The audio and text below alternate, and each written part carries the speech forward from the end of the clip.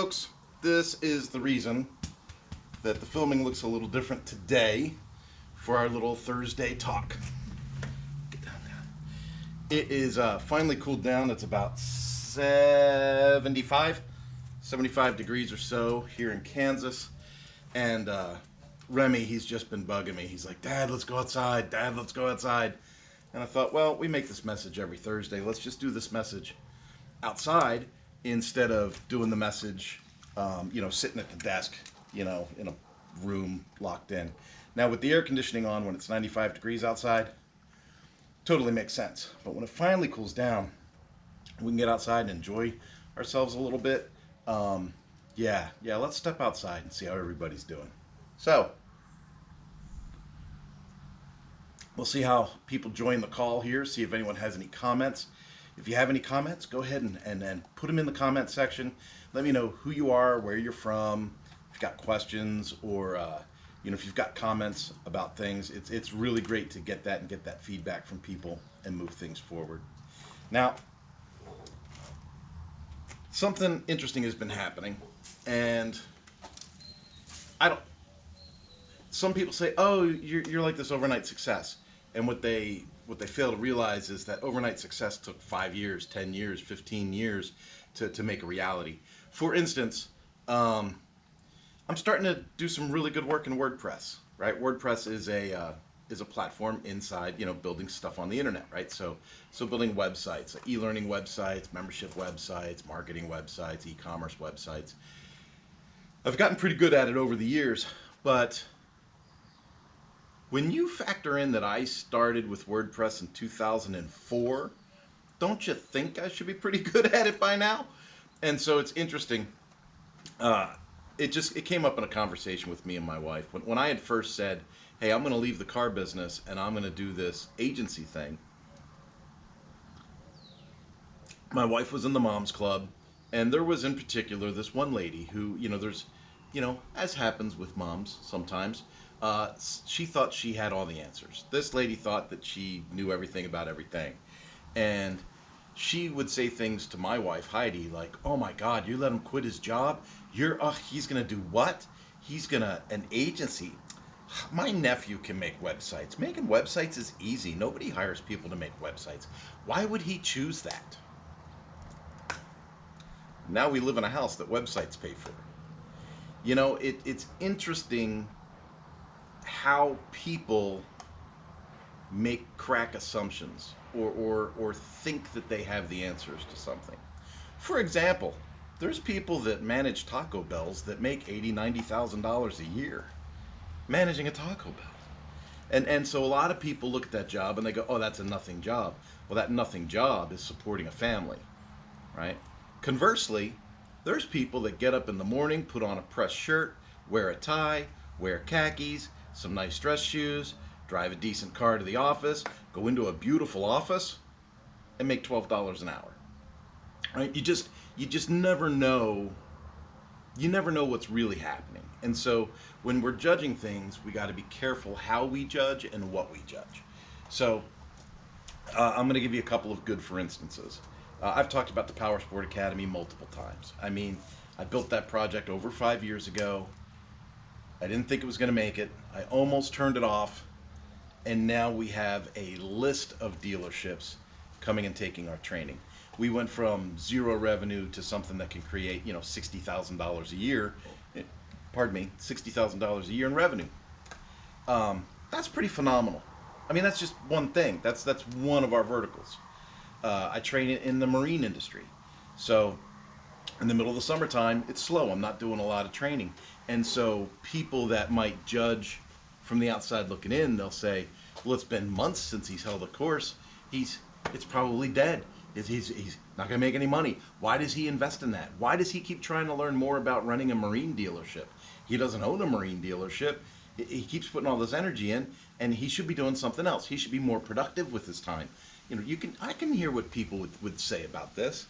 But then October's going to hit, and I'm going to have 14 or 15 dealers in a class, and that's going to create thousands of dollars in that month. And then the next month there's going to be another class. And then the next month there's going to be another class. And that's going to go straight through to February or March.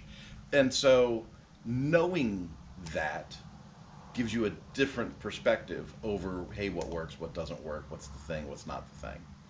So,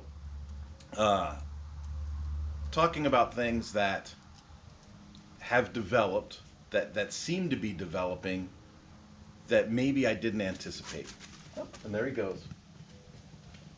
I think he thought he saw a squirrel. He's probably on camera too. Did you get it? What are you looking at me like that for? Hey, come on. Back to our yard. Oh, sure. Pee over at Mark's place. Great neighbors next door. Great neighbors. So don't worry, it's not a thing. They love this dog. Boy, oh boy, oh boy. Are you coming? I love this dog. He's been awesome. We've had him for a year now. Really? You're on camera? Okay, good boy. Come on back. Good boy. Thank you. And so Remy is his name. Remy's fantastic. I'm thinking about making Remy his own social media channel and having him give you his opinion about what I'm doing with my day. I thought that would be a fun project. I thought that would be a really fun thing to do. So anyway, back to this WordPress thing. That has been going well. I have been getting higher and higher as far as being noticed in the circles and the people that I talk to and things like that. So for instance, one of the first things I started to do publicly in the WordPress space was obviously running my agency, but the next thing was helping the folks at Lifter LMS. Lifter LMS is an e-learning platform that you add to WordPress, and I use it. I use it pretty well. And the people that run Lifter LMS said, Kurt, man, you're one of our most active clients. Would you consider helping other people, onboard or get used to using Lifter, right? And so we do this Ask Us Anything call every Thursday. And then we also do what we call an office hours or a mastermind call every Thursday. And the Ask Us Anything call is open to the public. Anybody can come. They can ask any question they want. We do screen shares. We give information. We have a good time. The office hours call that we do on Thursdays, that is more like invitation only. You're a paid subscriber within the system. You've got a bundle with the extra add-ons on it. And people from all over the world sign in, and we have discussions and ask questions, and we do a little training, things like that. And it seems to work. So that was like one of the first things in the official WordPress space that I was really laying out in. Then Jonathan at WP Tonic said, hey, I like what you're doing at Lifter. Can you come over and help me at WP Tonic, onboard all of our new customers, give them new hosting packages, and do some things there? Yeah, that's fine. And then from there, it went on to doing a little more like agency style work, like on special projects and stuff. We would project manage that. So Manana No Mas, Kurt Von Onen, would project manage the projects for WP Tonic. So it sounds like, sounds confusing, but it works, right? So here I am. I run my own agency. I'm working for Lifter LMS. I'm working for WP Tonic. Well, it's been that way for years, and things have been kind of trodden along.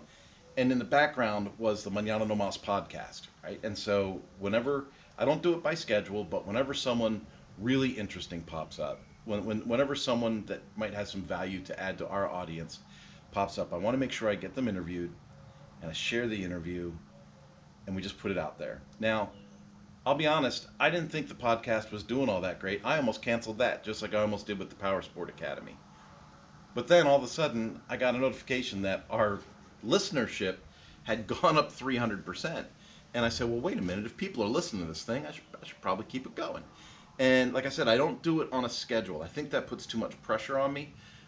When someone pops up that is,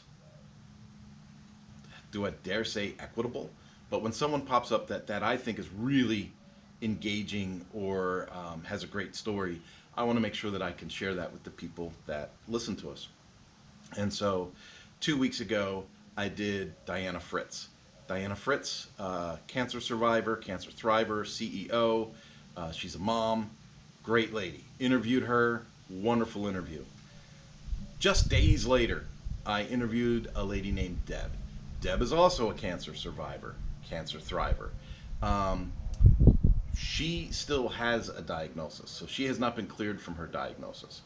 And so she has a website called tryingnottodie.live. Tryingnottodie.live. And so I interviewed her, and I thought that these were wonderful interviews because I'm a cancer survivor. There we go. We're back. And so I'm a cancer survivor, and I wanted to just kind of focus on cancer survivors because I'm also launching my 8th year in the Great Cycle Challenge, where we raise money for kids with cancer. So all these things going on, it makes sense to me. I thought this will work. This will be what we'll do. Hey, buddy, stay here. Okay. So I want to fast forward you through that. So we got those 2 interviews knocked out. Mark Szymanski, well known in the WordPress space. He's live all the time. He's really active on X. He's got a big YouTube channel. He's younger than me, but man, there's something about him, the vibrance, the energy that he brings to the WordPress space, his ideas. I really find him fairly brilliant. And I said, hey, dude, you should just jump on the show with me. We should have a quick conversation. Now, something to know about the Manana No Mas Podcast is it's a non-agenda show. I don't go in with a preset list of questions or what are the 9 things of yours to promote or anything like that. It's I really, really rely on the idea that these are just laid-back conversations with the movers and shakers of whatever the topic is. So laid-back conversations with people of influence. I love doing it. I have such a blast doing it. I think about the interview with Andrew Eggleton that I loved. I think about when I interviewed Anil Gupta from Multidots. I think about David Valentine when I interviewed him.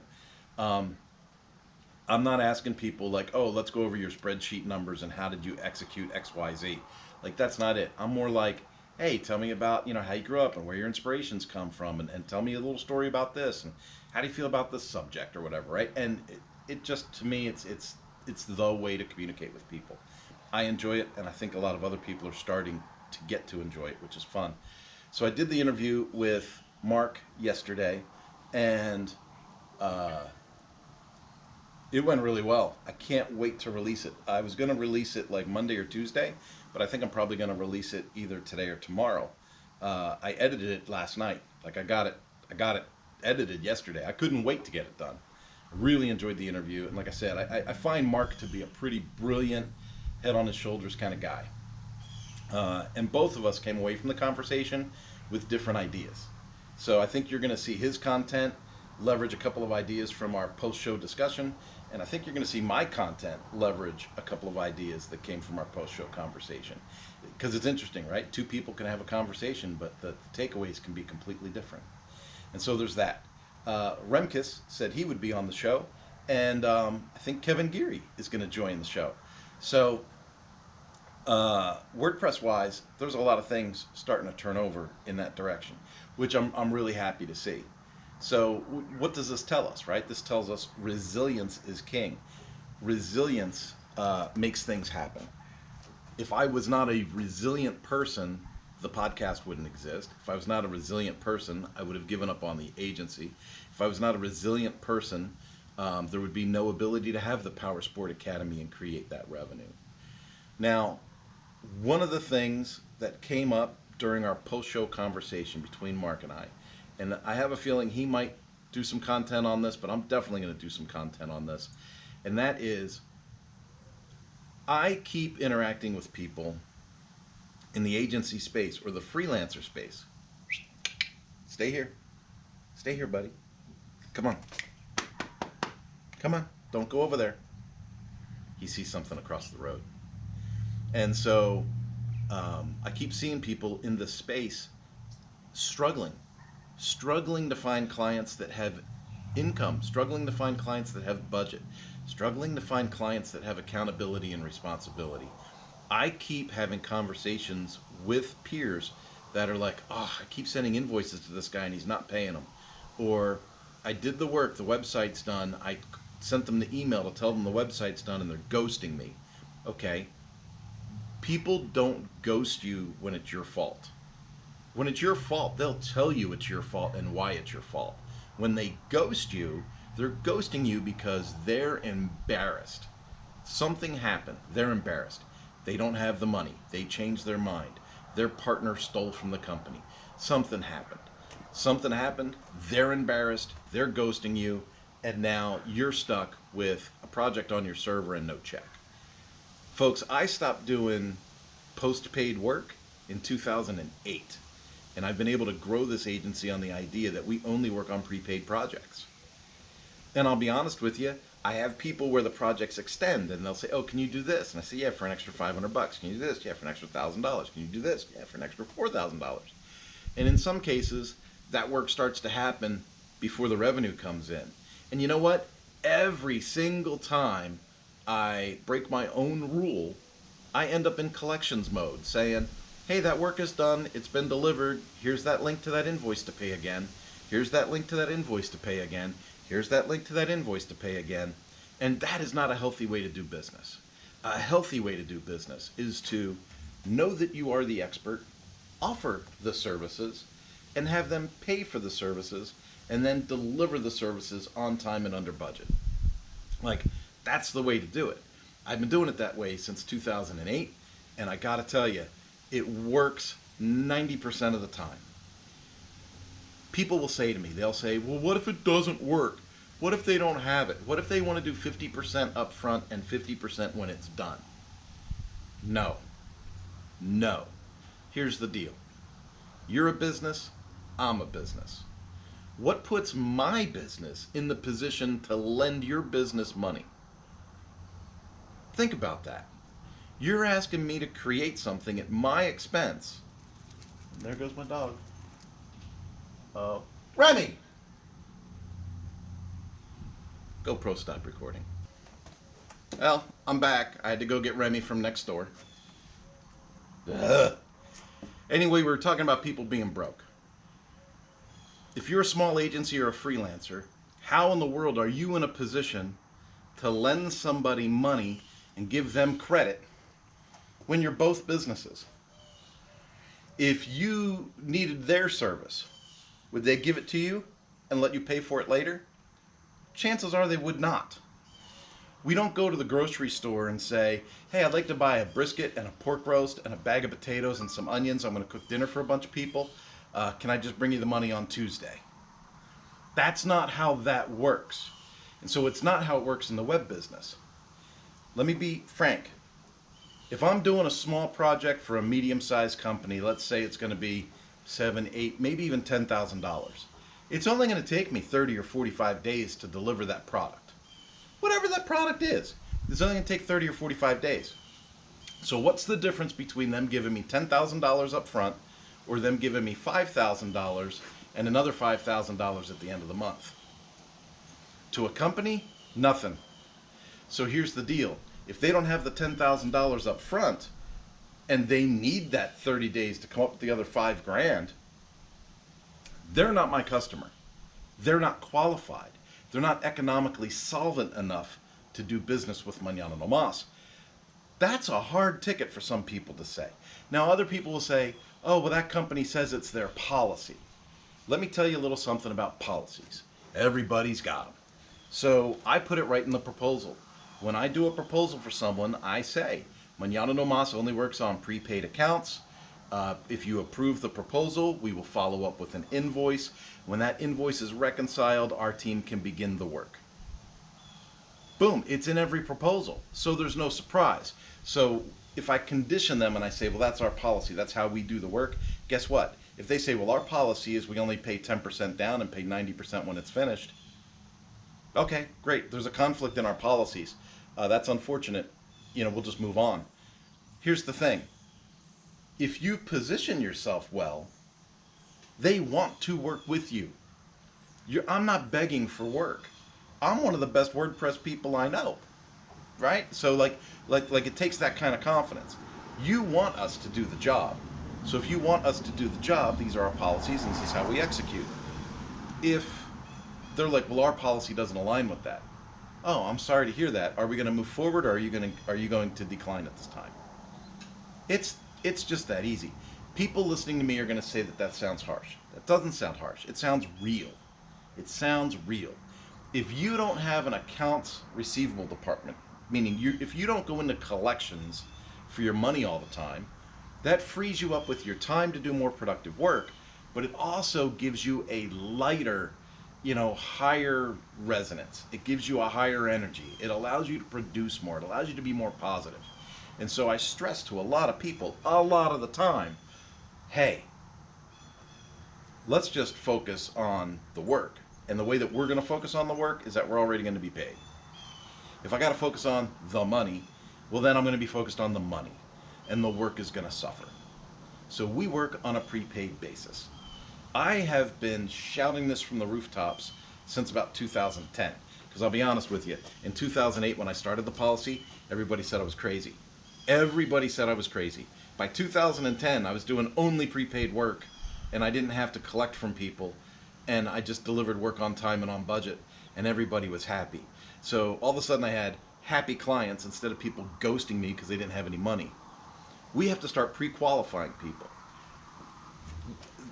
The level and the range of professionals that I am dealing with right now, that I'm talking to, that are saying things to me like, I just can't find people that have a budget. Well, then you're dealing with people that don't have their priorities straight.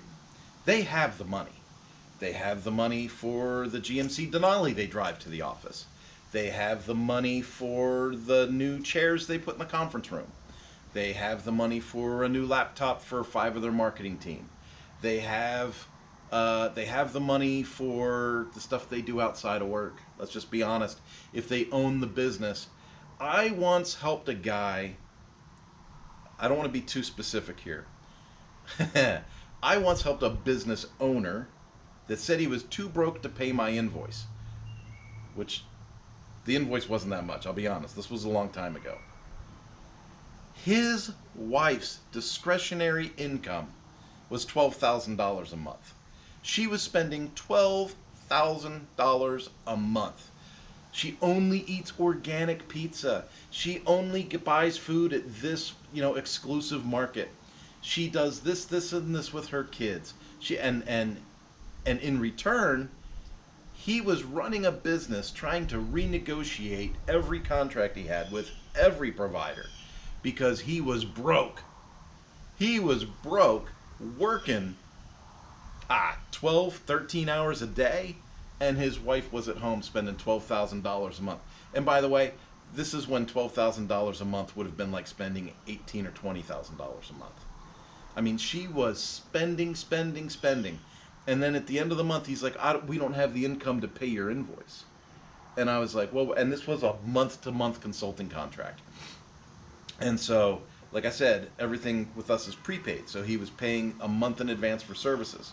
And then he missed a month. And then he was like paying for like up to when the services were rendered. But then he didn't have that check, right? He kept going more and more backwards. Finally, I ended up pulling a one-page report based on our consulting. And I sat down with them and I said, here's a one-page financial report. We've been working with you for 4 months. In the last 4 months, we've generated an extra $90,000 to your bottom line. So when you tell me you can't pay this invoice, this little invoice, that's not ringing true, because based on our work and based on our contributions, you've made $90,000 in more revenue over 4 months. So, and he goes, no, that's not true, that's not true. And he pulls out this giant stack of paper. I wish I could make this up. Pulls out this giant stack of paper and he goes, I get this every month from my finance guy. I said, whoa. You don't get like a one-page financial summary from your financial guy? And he goes, well, no, he gives me this report. It was a stack of a report. I said, he gives you that report, and then let me guess, he tells you you're broke? And he goes, well, yeah. I go, he doesn't give you this financial summary that I just made for you. And he goes, no. I go, what are the chances? What are the chances that your financial guy is probably not only sleeping with your wife, but stealing your money? And he was flabbergasted. He said, what do you mean? I go, you pay a guy to help you with your finances. And at the end of the month, he gives you a stack of papers and tells you that that's the report. And for you, he gives you a stack of paper and basically says, figure it out. Well, that doesn't make any sense. I just gave you a financial summary sheet on one page. These are the departments, this is the revenue, these are the expenses, these are the profits, this is the bottom line. As a business owner, that's what you should see. And as a business owner, your financial guy should be getting your taxes prepared for like next tax season or tax quarter or whatever you want to call it. I was blown away. So that meeting didn't go well. Just for the record, that meeting didn't go well. Something happened about 6 weeks later, though. About 6 weeks later, the finance guy didn't work there anymore. Why? Because he was stealing from the company. Okay? So the company was broke because his wife was spending him into poverty and the financial guy was skimming off the top. And the owner had no idea because he wasn't getting the right information from the right people in the right support categories. And so about a year and a half later, him and I end up having a dinner together, and he's like, man, thank you so much. I'm sorry for this. I'm sorry for that. I'm sorry for the other thing. But I'm so embarrassed. All of that stuff that caused a ghosting, because we didn't call it ghosting back then, all of those things that caused a ghosting were brought out at that dinner. It wasn't my fault. I didn't provide a bad service. The consulting was awesome. And in fact, the consulting was spot on the money. Because guess what? He ain't married no more either. So, and I'll end the story with that. Folks, knowing what your strengths are, doubling down on your strengths, not being embarrassed or reserved about what your strengths are, that is what gives us the ability to charge the premium that we deserve to charge. And so, if you're dealing with broke people, find people that aren't broke. Network, get out of your shell. Stop qualifying people with your own wallet. This is car sales talk. Car sales talk. You know, someone comes in and they want to look at a Lamborghini. Show them a Lamborghini. Just because you can't afford a Lamborghini doesn't mean the person that wants to come see it can't afford it. Don't qualify people with your wallet. It's their wallet. They're spending it. You know, this takes me back to the conversation I had with the Petronas Oil Company. When I needed a little bit of money and someone else on the call asked for a lot of money, it really changed my perspective over what a lot of money is. And so now I know that the number is the number. So as an agency, when I'm talking to somebody, and let's say it's a national organization and they have a branch in every state, and a branch of one of the states hires me and says, can you do this, this, and this? I say, yeah, absolutely. Manana No Mas can knock that out of the park. And then we do. We knock it out of the park. Well, then the main company gets us on a call and they say, hey, we really like what you did for the state of Florida. We really like what you did for the state of Delaware in our organization with that web project. Here's the deal. We want to duplicate that. We want to do that for, you know, the other 49 states. Folks, this is how this works. So then you go, oh, okay. Well, here's the deal. I charged whatever, right? So let's say I charged $10,000. I charged $10,000 to that one, right? So that's $10,000. There's 49 more, so that would be $490,000. But let's do this. It's going to be a bulk purchase. Let me just toss in a 15% discount for a bulk purchase, and we'll take the 15% off of the $490,000. That's going to be like 60 grand, and so it'll be about $430,000. Our team will probably add a couple of members to the team, but we'll probably be able to make that deliverable within, say, 5 to 6 months, provided you have your content ready. That's how that happens. Now, is $430,000 a lot of money to me? Yeah, look at the truck I drive. Of course it's a lot of money to me. If I had $430,000 in the bank, I probably wouldn't be driving this old, you know, converted SWAT truck around to go camping. I'd probably have a big RV. But can I make the decision for them based on my wallet, or am I going to them with their wallet? And here's the deal. When you just spout out the number, the people at the company, they've heard these kinds of numbers before too. So when I say that's about $430,000 after your bulk discount, they go, yeah, it sounds about right. That does sound about right. When do you guys think you could get started? It's really just that easy, folks. So stop dealing with broke people. Focus on your skill set, on what you're good at, and communicate. Don't be afraid to talk to people. I'm talking to you right now. Why don't you do me a favor and talk to me? Put your comments in. GoPro, stop recording.